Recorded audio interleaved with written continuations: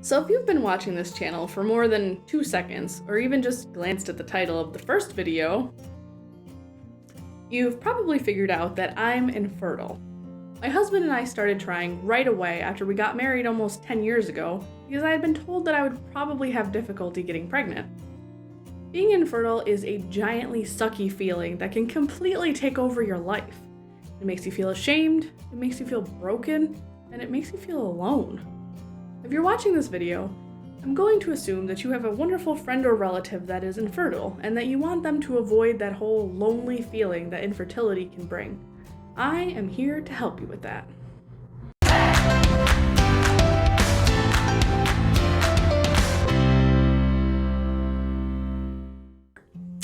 Hey guys, I know I've been kind of slacking with the uploads this last month or so. I actually ended up having kind of a surprise surgery towards the end of July, which has kept me kind of busy dealing with all that recovery rigmarole. I didn't forget about you though, and I ended up recording some footage of the pre and post-op at my surgery, as well as some before and after surgery comparisons. I'm working on that video now, so keep an eye out for that later this month. Now on to the infertility stuff. Just to preface this, although I have a pretty good idea what infertile people feel a good amount of the time, since I am one, as I'm fond of saying, every human is different. So just because I feel a certain way about something, it doesn't necessarily mean that every other infertile person feels the same. I am unfortunately not the queen of the infertile people, although I would totally rock that title. Number 1. Baby showers, birthday parties, Mother's Day, Halloween, and back to school can be pretty lame for us. School started back up in my area recently, and so what felt like 2/3 of my Facebook friends were posting super cute back to school photos of their little ones. Now, don't get me wrong, those pictures are freaking adorable, and I can't get enough of moms and dads really loving and appreciating their kids. But it's hard not to look at those photos and add them to the ever-growing list of things I'll probably never get to do. Baby showers are 100% the worst function to have to sit through as an infertile person. Sometimes we can go and wear a big smile and pitch in on that perfect crib you registered for, but sometimes just the idea of sitting in a room full of happy smiling chicks gushing over the even happier glowing pregnant chick is enough to make us want to curl up in a ball and hide forever. So if we come to your shower, please know that it was not easy and that we love you more than words can express. If we don't make it, please know that we still love you more than words can express, but that for whatever reason, we just weren't in a place to handle that situation at that moment. We'll send a great present or pitch in on an awesome gift card, but we just can't put ourselves through that right then, and that doesn't mean we don't love you or care about you immensely. Number 2, your infertility jokes aren't funny, and your helpful advice probably isn't that helpful. I know that probably sounds harsh, but just bear with me for a second. As an infertile person, you deal with a lot of crap. There's the obvious emotional garbage of your body being a jerk and not working like it's supposed to. Plus, there's the endless doctor's visits, random medications, urinating in cups and on sticks until you can aim like a champ, doing more research on infertility than the majority of all general practitioners added together, and showing your womanly bits to every med student and resident in a tri-state area because why not at this point? We go through hell, and usually come out of it with our senses of humor intact. Infertility jokes are a common thing at my house, and out of my house, which is great if you want to make normal people feel super uncomfortable. The point is, we know how to laugh, and we do it a lot more than you probably think.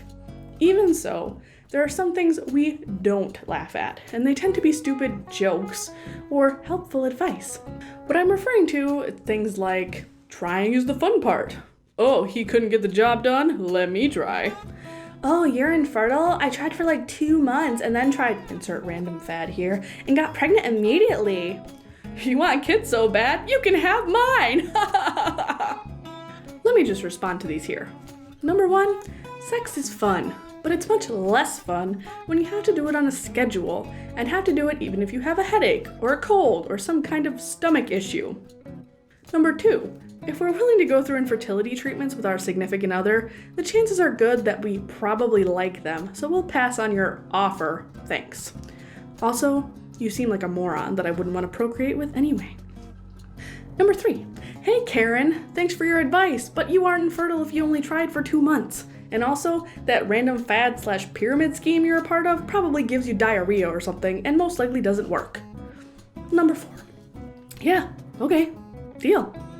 What? You offered your kids to me? Weren't you serious? Well, I guess you won't make that mistake again, will you? So yeah, if you want to tell us that you love us, that you're here for us, or ask if we need help with research, please feel free to do that. If you're in our inner circle, we may even share our terrible infertility jokes with you.